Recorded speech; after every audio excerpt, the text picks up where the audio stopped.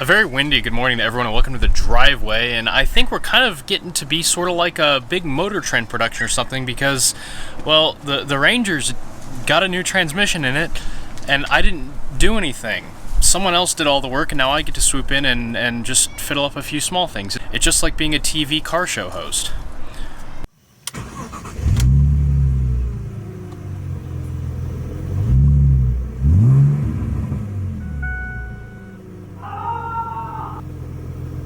Hopefully this audio comes out because it is super windy out. But yes, there is a new transmission in the Ranger. It was very expensive. And I didn't have to hardly lift a finger. I just had to open my checkbook and pay for it. And then my buddy Daniel's wife drove all the way down to Tulsa and brought it back for me in the back of her Ford Focus. And then Daniel and his friend Jesse just smacked it in. A few hang-ups were, first of all, the salvage yard quoted me the wrong transmission at first. They said it was going to be $430, and then I called to confirm the day of because they said they had it just sitting on a shelf, and they were like, no, we don't have it sitting on a shelf. He quoted you a two-wheel drive transmission. Four-wheel drive transmission's twice as expensive and hasn't been pulled yet, so great. $700 is just what these trans cost no matter where you go, it seems. So out $700 for the trans, and then when we went to put a clutch kit in it, and there was, let's see, the flywheel was all dinged up, so we replaced the flywheel, but the new flywheel didn't come with dowels, so then I had to track down dowels, and that was a whole to-do. So then I just limped it home because it needs tires. These tires are absolutely horrifying. Yeah, they're super cracked and old and coming apart. It's not good. So I got some new tires back here, some Goodyear Wranglers. Well, they're not new, they're lightly used, but very lightly, but we got to drive all the way to Clearwater to get these mounted and balanced on these same wheels. They should look way meatier on these wheels. These are 29s, those are 31s, and they're much wider, so they're not going to be like stretched onto the wheels like these are. But a couple issues. One, I have no power steering. It's all leaking out of that fitting, or that switch there, and also the cooling fan needs a new clutch. Fortunately, I got both those parts from O'Reilly's, and this clutch looks exceedingly easy to do. Looks like it's just some 10s. Yep, just some 10s. Literally just need a 10mm. I'm using this flexi wrench for this. It does this whole job. These last 4 bolts off here.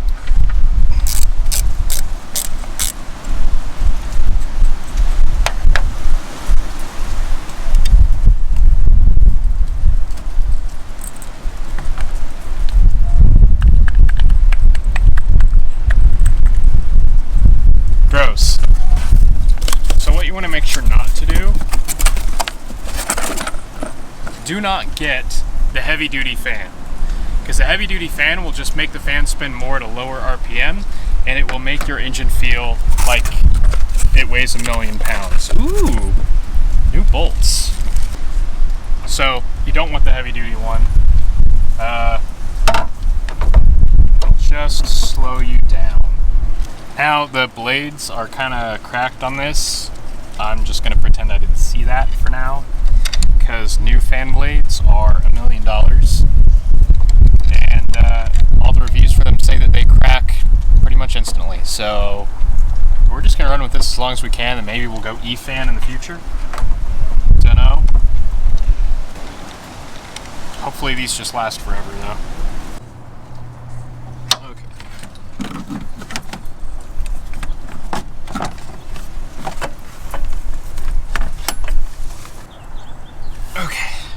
So nice thing about this new fan clutch is the holes are slotted, so you can just get a bolt started in there, and then it just holds it in place while you tighten the bolt down, which is super nice.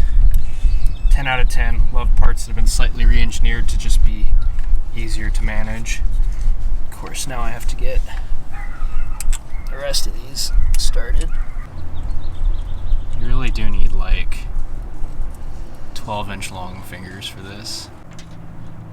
No more weeble wobble. Sweet, so now I don't have to worry about my fan nuking itself on the drive. I mean, those blades are a little suspect, but what do we got going with this thing? Let's see what we're dealing with here. When OE fails, trust standard. I don't. 9/16. I had to dig deep for that because this is a metric household. There we go. Oh crap. Okay. Here, untwist that. It's leaking on my pristine driveway. Remind me to tighten that down later. Yeah, that O-ring is trashed, but it looks like it was actually leaking out the connector itself. Does this really require like 2 screwdrivers to undo? That's dumb. There we go.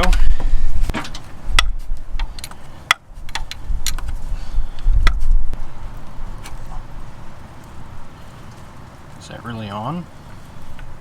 Man, that connection feels terrible. Alright. Guess I'll trust it.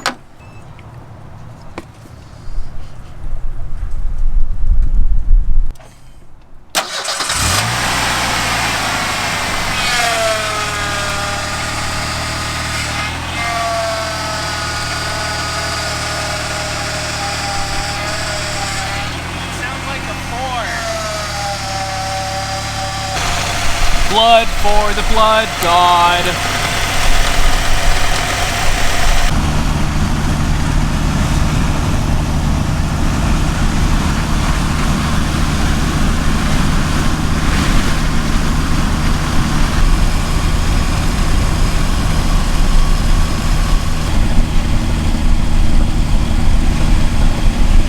Boy, me and tires sure do have a rocky relationship lately. Literally, like, I think exactly 2 miles from Jay's, and yeah, how about that? Oh, that's the good stuff there. Okay. Well, how fortuitous then that I have a bed full of tires. Oh. Wow, that was fast. That thing's manual, if I remember correctly. Just another day. Oh, wow, there's a chunk missing out of it. Out of a tire, correct? Yeah, not the wheel.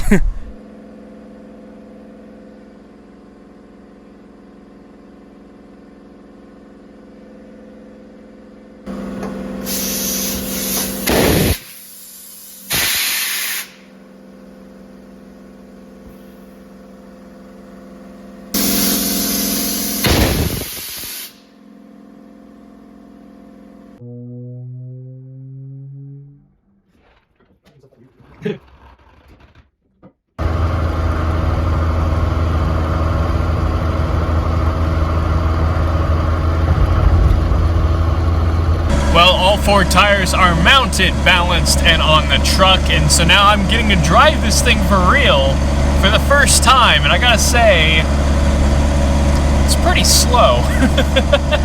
I'm doing an indicated 55 right now, which is probably a little bit faster in reality since the extra diameter of these tires. Speaking of extra diameter, one downside here, I don't have any steering angle. I can barely go around corners. Parking lots, not happening. Parking at my house, gonna suck.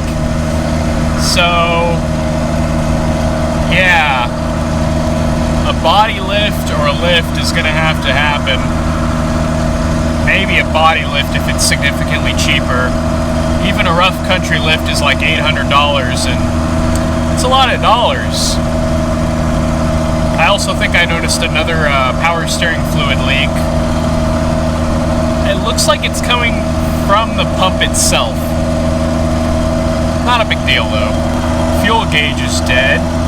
RPM gauge is reading really high. Everything else seems to work though. I need to figure out how on earth to get a new shift knob on here. That one is rattling. Phillips. So I can pull the board off and test from behind. Oh, I do love a good test from behind. What are we doing here, Tyler? So when you were testing your 4-wheel drive module, yeah, everything checked out all right with that. Test procedure goes forward to your pigtail harness, which comes from your 4x4 switch, faux Yeah, switch. so hang on. Let's summarize this a little better. So the first test is to unhook these two connectors, and this one actually broke, and now these two pins are just kind of floating here. So that's a fun thing I'll have to deal with. But you unplug those two, leave this plugged in, and push the button on the module, and then some relays will click and the light will blink. That's the module's self-test. That tested out good. Then you unplug the module from here and test the four-wheel drive switch by testing for continuity between this and this, the orange and the black. We didn't get any continuity. It should be less than 50 ohms when we push the button. So Tyler went and took the board out because these buttons always felt really crappy. And sure enough, we were getting absolutely nothing out of them. I was able to really intermittently get it, like just wiggling the switch around. But man, yeah, I'd like to test let's just directly put on the two board. chunky toggle switches on there.